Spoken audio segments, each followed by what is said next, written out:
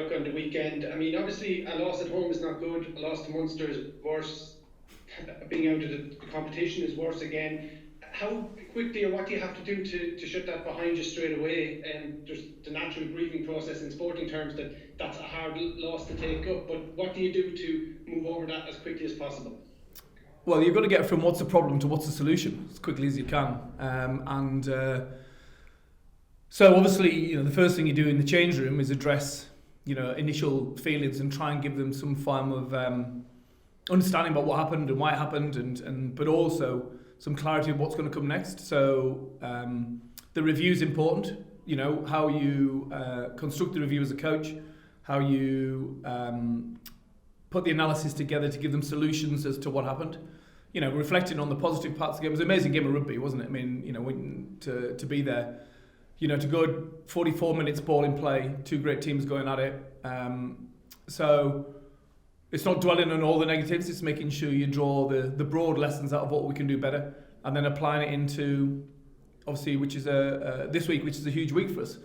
I think we sumo as well. We have the phrase sumo, shut up, move on, and you have to put that away. You have to put it to bed, and you can't drag it around, because if you spend all your time looking backwards, then you can't see what's coming in front of you, and there's a big chance coming this weekend. Thanks. I'll just ask one more. I mean, we've spent the last 10 or 15 years talking up Johnny Sexton as one of the best rugby players Ireland has ever seen, one of the best rugby players in the world.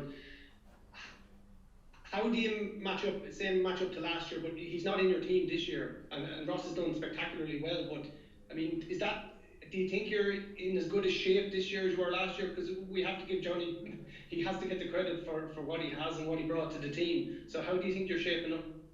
I think we're in good shape. Last year. I think we're in good shape. I mean, obviously, we played Toulouse in the semi-final last year. It was, we got 40 points in them. They came on the back of having an extra time against Munster this year they came rested and fully loaded, having had a week preparation, and we did the same. That said, the team we're playing against are playing better as well. So I know Exeter, I know Saracens very well. I thought the two performances that La Rochelle put in were outstanding, really, in those games. So I think both teams have improved from last season, and that's what makes it such a brilliant final. To have the same two teams from last year going head to head in Dublin this time, as opposed to being in France. Makes it incredible. So and I'm very confident in the players we have. There's the evolution and the development of Ross. You've seen on the international stage. He's been a major part of Leinster's success over the last 5 years as well. He played a huge number of games for Leinster, and very confident in his ability and everyone else's. Johnny heavily involved this week with team meetings and anything else he can throw in? Yeah, of course. Yeah,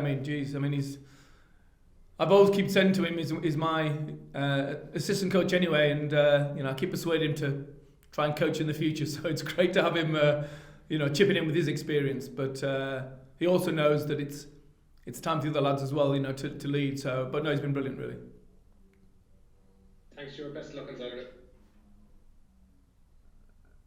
Hi, Stuart here. Thanks. Joe Coughlin here from Virgin Media. How are you? Good job. The fact that you only have one trophy to play for now, does that increase the pressure going into Saturday? I think it's been pressure. It feels like there's been pressure for a long time in terms of knockout rugby. Every game we've played recently, if you get it wrong, a quarter final, you get it wrong, you're knocked out. Semi-final, you get it wrong, you're knocked out. Obviously, we played the semi-final against Munster in the URC, and we are knocked out. Of course, we want to win everything. Every team sets off to achieve that, but it's unbelievably hard to do. Very, very hard to do. If you go back to last year, and you look at the French league, for example, who do you say the best two teams in France were? You'd say Toulouse and La Rochelle. Toulouse lost in the semi-final of Europe, lost the semi-final of the top 14. La Rochelle lost in the quarter-final of the top 14, won the European Cup. It's very, very hard to do, and I think people underestimate how hard it is.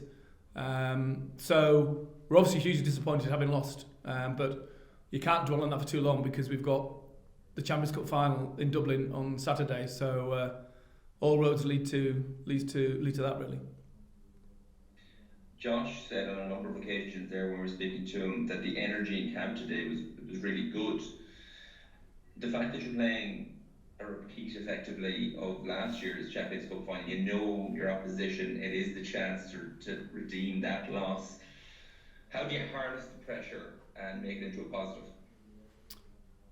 I just think it's not getting consumed by the pressure, really. I've been involved in many games now, both here with Leinster, obviously with England, and it's making sure you don't let it consume you and affect your preparation. Preparation is still the key to success, in my opinion, and focusing on individual roles and responsibilities, clarity of game plan, and get that done early in the week so the boys can then bring the emotion, physical emotion, and the right emotional energy to the game, but in a nice, calm way.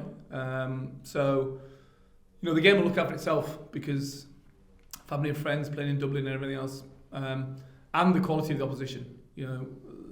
Let's not make any mistakes. They're a better team than they were last year. They beat us on the last play. It could have gone either way, the game.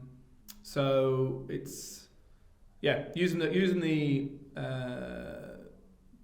nerves in a positive way. I think the phrase psychology says getting the butterflies to fly in formation. Brilliant. Thanks, Stuart. Good luck on Saturday. Stuart, it's Don here. Leo said that Munster are now playing offensively and defensively on a similar playbook to Leinster, but I think so are Glasgow and Connacht, who could have got into the URC final. Do you think that you raised the benchmark or the votes for all clubs? I think all the coaches look at all the teams, and Crusaders, raised the benchmark before for me. New Zealand raised the benchmark for me, and I spend all my time studying those types of teams. So Toulouse raised the benchmark for me as a young coach, and more latterly as well. France, obviously, La Rochelle, all the best coaches are all watching each other, and we're all studying each other's game plans and deciding what can work for us and what can help. So I think the standard has gone up generally. Certainly in the URC, there's no doubt the South African teams have made a huge difference to the quality, and that has forced teams like ourselves to up the bar as well. So I think it's a self-fulfilling prophecy, really, in terms of like the evolution of the game. But I think the URC and Europe is only getting stronger at the top end.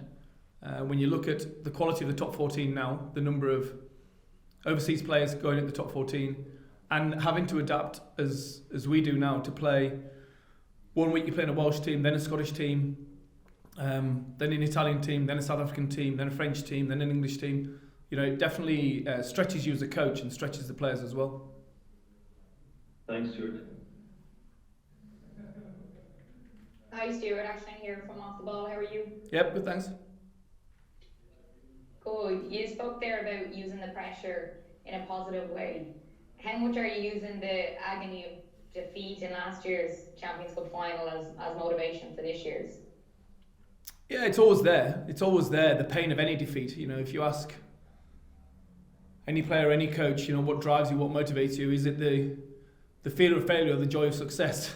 And it's probably a combination of the two, really. The feeling you get when you're in the change room after the game and they've got the satisfaction of winning a game, a tough game, and you've come out on top.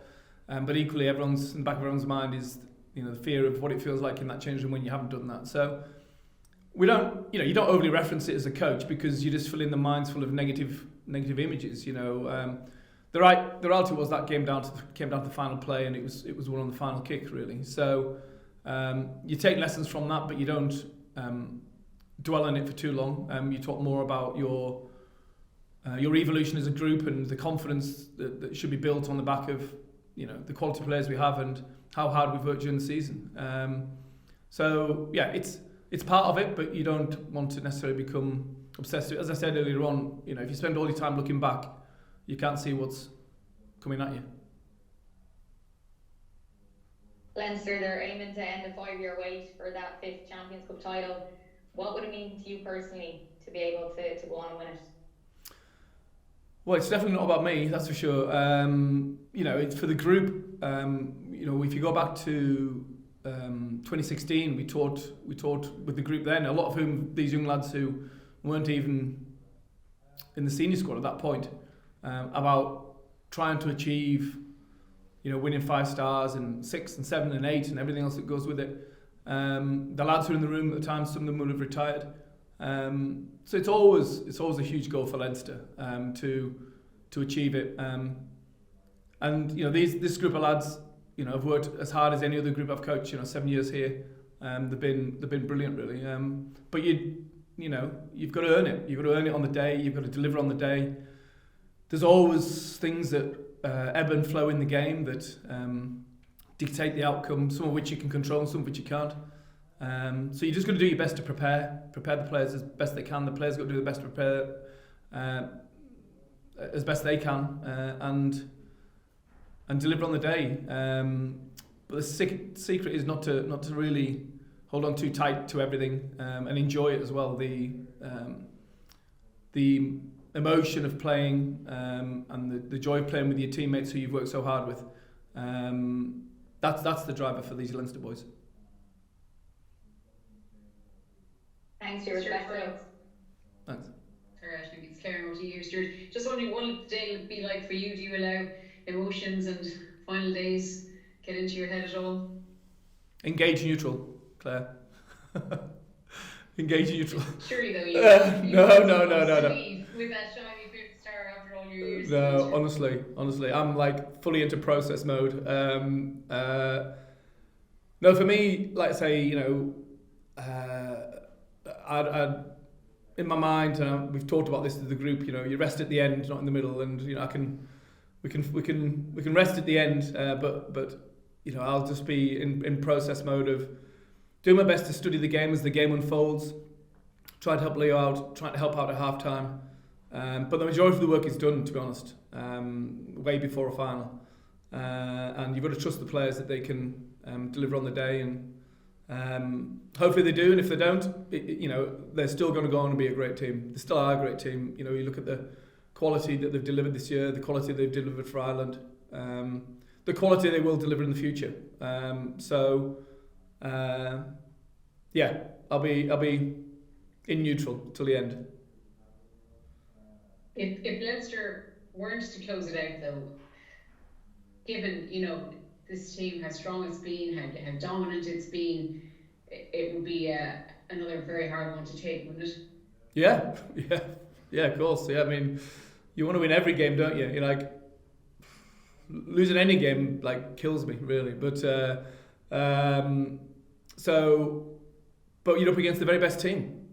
You're up against the very best team in Europe, and you saw, I know Saracens and Exeter very well, and they beat those 2 teams comfortably. They're a better team than last year.